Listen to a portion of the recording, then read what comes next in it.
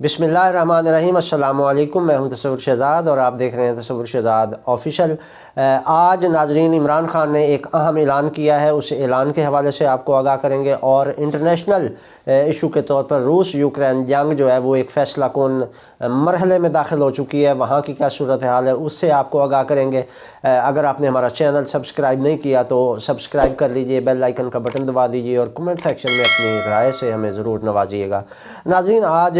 ज़मान park में इमरान खान ने ख़िताब भी किया है। इसके अलावा कुछ अहम फ़ैसले भी हुए हैं जो इजलास में उससे पहले मुशावरत जारी थी, उस पर ये तय पाया है, जो इमरान खान की ज़ेर-ए-सदारत इजलास हुआ है उसमें ये पाया है कि ये तय पाया है कि अगर अदालती हुक्म के बावजूद हुकूमत इंतखाबात नहीं करवाती तो फिर तहरीक इंसाफ का लाहे अमल क्या होगा। इस हवाले से नाजरीन, पाकिस्तान तहरीक इंसाफ की जो आला क़यादत है उसने एक नई हिकमत अमली मुरतब की है और ज़राए के मुताबिक पाकिस्तान तहरीक इंसाफ ने कहा है कि अगर 90 दिन के अंदर ये इंतखाबात नहीं होते तो फिर पाकिस्तान तहरीक इंसाफ मुल्क गिर आइन बचाओ तहरीक चलाना शुरू कर देगी। नाजरीन, पहले इनकी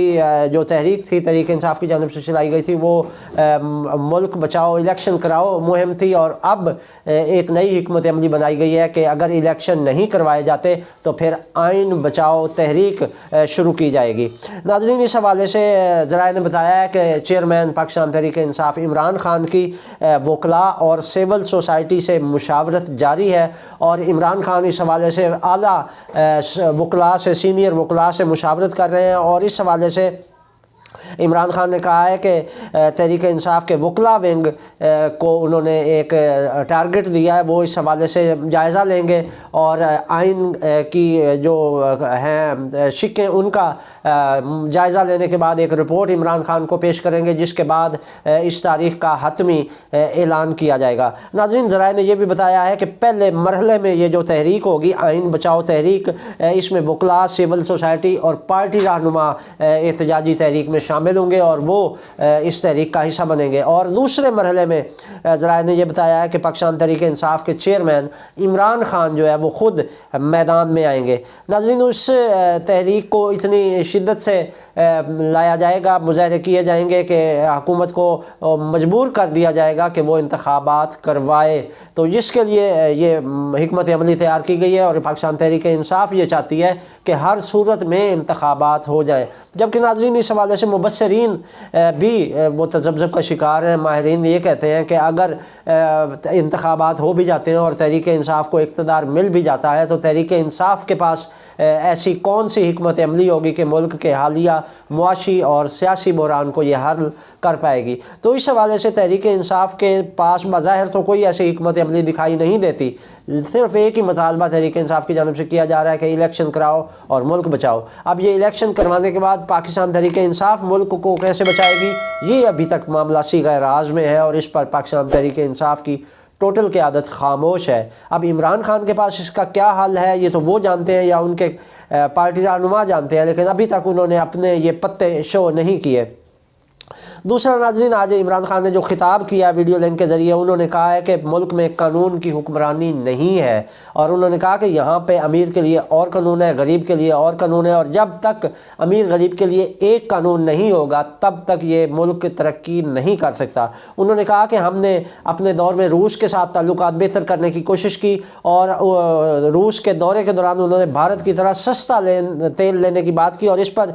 सदर पुतिन से तय कर लिया था कि वो 30% सस्ता तेल पाकिस्तान को देंगे और इस पर वो आमादा भी हो गए थे। लेकिन कहते हैं कि जब मैं रूस का दौरा करके वापस आया तो जनरल बाजवा ने इन पर ये दबाव डाला कि वो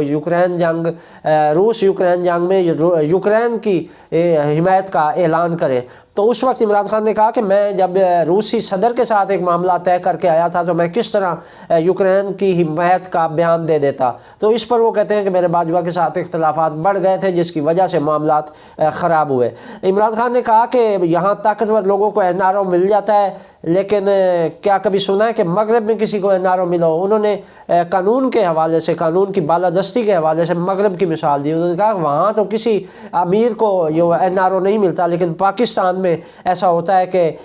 جہاں طاقتور لوگ NRO لے لیتے ہیں اور ان کے سامنے قانون جو ہے وہ موم کی ناک ثابت ہوتا ہے۔ عمران خان کا کہنا تھا کہ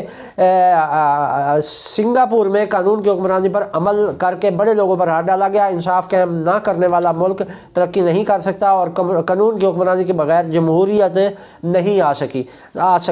ناظرین، عمران خان نے یہ کہا کہ اگر وہ ملک میں ترقی چاہتے ہیں اور اگر ملک کو آگے بڑھتا ہوا دیکھنا چاہتے ہیں تو صرف اور صرف ملک میں قانون کی حکمرانی نافذ کر دی جائے، آئین کی بالادستی ہو، تو پھر یہ ملک ترقی کر سکتا ہے۔ عمران خان نے کہا کہ قانون کہتا ہے کہ 90 دن میں الیکشن کراؤ، لیکن یہ کہتے ہیں کہ نہیں ہو سکتے، یہ کہتے ہیں ہمارے پاس پیسے نہیں ہیں۔ عمران خان کا کہنا تھا کہ ہم اپنے ملک کے لوگوں کے لیے خارجہ پالیسی بناتے ہیں، جبکہ آپ خارجہ پالیسی دوسروں کے لیے بناتے ہیں۔ انہوں نے حکمرانوں کو تنقید کا نشانہ بناتے ہوئے کہا، انہوں نے کہا آپ آزاد نہیں ہو سکتے، آپ ذہنی غلام ہیں۔ ہم نے ڈالروں کے لیے اپنے لوگوں کو قربان کر دیا، ہم نے روس سے بہتر تعلقات کی کوشش کی تھی، روس سے سستی گندم لینے اور تیل لینے کے لیے، لیکن روس یوکرین جنگ کی وجہ سے وہ قیمتیں اوپر چلی گئی اور ہمارا منصوبہ درمیان میں ہی رہ گیا۔ اور انہوں نے کہا کہ اس وقت جو صورتحال ہے وہ بڑی عجیب و غریب ہے کہ یہ حکمران پاکستان سے زیادہ امریکہ کے حامی اور خیر خواہ ہیں، تو اس پوزیشن میں وہ کیسے اپنے ملک کا سوچ سکتے ہیں۔ تو یہ عمران خان کی آج کی جو تقریر تھی اس کے حوالے سے انہوں نے یہ باتیں کی، اور جو ان کا اجلاس ہوا ہے ذرائع کے مطابق، جس سے ہم نے آپ کو آگاہ کیا کہ آئین بچاؤ تحریک شروع کرنے جا رہی ہے پاکستان تحریک انصاف، اور اس کے بعد یہ مرحلہ وار ہوگی، اور پہلے مرحلے میں سول سوسائٹی، وکلاء اور عام تحریک انصاف کی عام قیادت آئے گی، اور دوسرے مرحلے میں عمران خان خود احتجاجی مظاہروں اور ریلیوں کی قیادت کریں گے۔ ناظرین، ہمارا دوسرا موضوع جو تھا وہ روس یوکرین جنگ کے حوالے سے تھا۔ تو ہم نے پچھلے ولاگز میں بھی کہا کہ روس یوکرین جنگ جو ہے وہ شدت اختیار کرتی جا رہی ہے، اور اس میں ناظرین ہم نے تاریخ بتائی تھی کہ یہ جو جنگ ہے یہ 24 فروری سے یہ زیادہ شدت اختیار کر جائے گی، اور اس سے پھر یہ ہے کہ اس جنگ میں زیادہ شدت آئے گی۔ اس کی وجہ یہ ہے کہ 24 فروری تک جو ہے وہ روس کو لانگ رینج میزائل اور باقی ہتھیار مل جائیں گے، اور اس کے بعد روس فوری طور پر اس میں شدت لائے گا۔ اس کے علاوہ ناظرین 24 فروری تک جو ہے وہ یہ خطرناک حملے روس کی جانب سے شروع ہو جائیں گے، کیونکہ اسے یہ لانگ رینج میزائلوں کا انتظار ہے۔ ناظرین، دوسری جانب یہ ہے کہ جو بائیڈن نے ایک خفیہ پلان تشکیل دیا ہے اور وہ پولینڈ جا رہے ہیں۔ اس کے حوالے سے انہوں نے یہ جنگ کی جو دائرہ کار ہے اس کے حوالے سے وہ ان کا یہ دورہ ہے، اور ابھی تک یہ انہوں نے امریکہ نے اس دورے کو خفیہ رکھا ہوا ہے۔ یہ کچھ ذرائع سے یہ بات نکلی ہے اور یہ ہم آپ کے ساتھ شیئر کر رہے ہیں کہ امریکی صدر جو بائیڈن جو ہے وہ پولینڈ جا رہے ہیں، اور وہاں پر کریمیا پر قبضہ ہوگا، اس حوالے سے کچھ باتیں چل رہی ہیں۔ ادھر روس نے رومانیہ اور اروسا کے درمیان جو پل ہے اس کو اڑا دیا ہے، اور اس سے ان کا جو ہے نیٹو ممالک کے ساتھ ان کا رابطہ ختم ہو گیا۔ اس کے علاوہ رومانیہ اور اروسا کا جو پل تھا اس کی وجہ سے یوکرین کی جو پوزیشن ہے اس میں بھی بڑا فرق پڑا ہے، اور ان کی سپلائی لائن ایک قسم کی کٹ گئی ہے۔ جبکہ ناظرین نیٹو ممالک بھی روس سے کافی خوف زدہ ہیں اس وقت، ان ممالک میں بھی بڑی چہمگوئیاں اور میٹنگز چل رہی ہیں، اور وہاں پر بھی سارے سر جوڑ کر بیٹھے ہوئے ہیں کہ اس جنگ کو کیسے اس جنگ سے بچا جا سکے، لیکن یہ جنگ کم ہوتی ہوئی نظر نہیں آ رہی۔ دوسرا، روس نے ایک نان سٹاپیبل شیطان نام کے ایک میزائل کا تجربہ کیا ہے ناظرین، اور یہ جو میزائل ہے یہ انتہائی خطرناک ہے، جس کا نام بھی انہوں نے نان سٹاپیبل شیطان رکھا ہے۔ اور اس میزائل جو ہے اس کی خوبی یہ ہے کہ یہ کسی ایک جگہ پر اگر اٹیک کرے تو وہاں کے 12 مختلف مقامات کو یہ نشانہ بناتا ہے اور وہاں تباہی پھیلاتا ہے۔ یہ انتہائی خطرناک ہتھیار ہے جو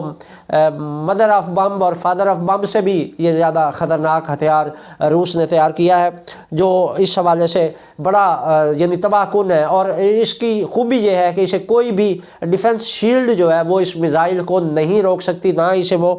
ٹریس کر سکتی ہے۔ تو ناظرین اس حوالے سے جو صورتحال تھی اس میں پھر اس بم کی وجہ سے بھی اور باقی جدید ہتھیار ملنے سے بھی روس کی پوزیشن مضبوط ہوئی ہے۔ اس کے علاوہ ایران کے جو زیر زمین ایئر بیسز ہیں ان کی خبریں سامنے آنے پر روس میں ایک خوف کی فضا ہے، اور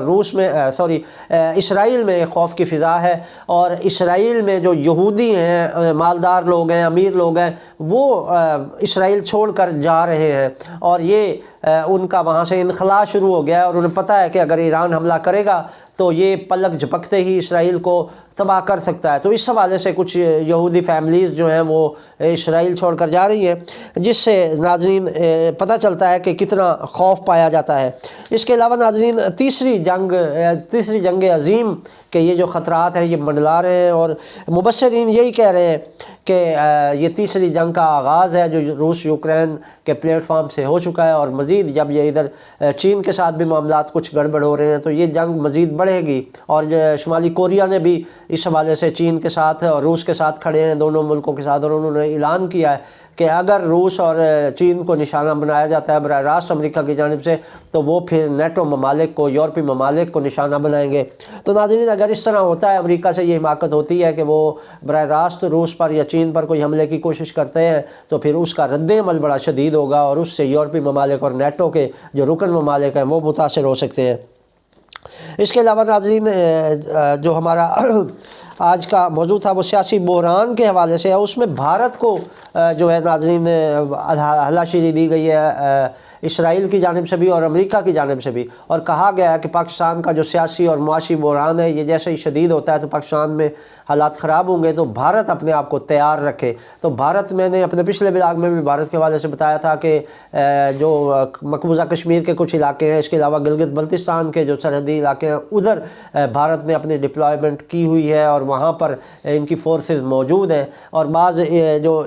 مشرقی اور وسطی علاقے ہیں وہاں پر بھی جنگی مشقوں کے نام پر ان کی ڈپلائمنٹ ہے، اور کہا یہ جا رہا ہے کہ فوجیں جنگی مشقیں کر رہی ہیں، لیکن وہ مشقیں نہیں ہیں بلکہ ان کی ڈپلائمنٹ ہے، اور وہ اس تیاری کے ساتھ ہیں کہ کبھی بھی پاکستان میں ایسے حالات پیدا ہوں گے تو وہ اس سے فائدہ اٹھائیں گے۔ تو اس حوالے سے ناظرین اگر ہم نے پاکستان کا دفاع کرنا ہے، اگر ہم نے پاکستان کو محفوظ بنانا ہے تو تمام سیاسی قوتوں کو مل کر اس پر کوئی لاہ عمل بنانا ہوگا، اور ایسی فضا پیدا کرنی ہوگی کہ ملک میں کوئی سیاسی اور معاشی بحران مزید سنگین نہ ہو۔ جبکہ آئی ایم ایف نے بھی اس حوالے سے بڑی عجیب و غریب پالیسی دی ہے، اور آج ان کے ورچوئل اجلاس بھی متوقع ہے، جبکہ آئی ایم ایف نے یہ کہا ہے کہ آپ جو ہے وہ سعودی عرب اور چین اور باقی دوست ممالک سے قرضہ لیں تو پھر ہم آپ کو دیں گے، جبکہ یہ دوست ممالک ہمیں یہ کہہ چکے ہیں کہ آپ آئی ایم ایف سے قرضہ لیں تو ہم آپ کو قرضہ دیں گے۔ سعودی عرب نے بھی یہی کہا تھا، اس کے علاوہ چین اور کچھ اور ممالک بھی ہیں جن کی جانب سے ہمیں یہ کہا گیا تھا کہ اگر آپ کو آئی ایم ایف قرضہ دیتا ہے تو پھر ہم قرضہ دیں گے۔ تو یہ جب صورتحال ہے تو اس سے واضح لگتا ہے کہ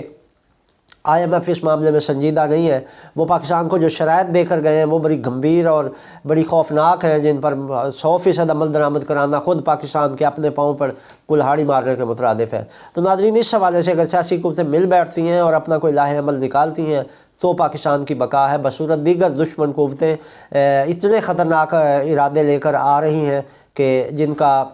نتیجہ انتہائی خوفناک نکل سکتا ہے۔ یہ تھی ناظرین اب تک کی اپڈیٹس۔ تصور شاد کو اجازت دیجیے، اللہ نگہبان۔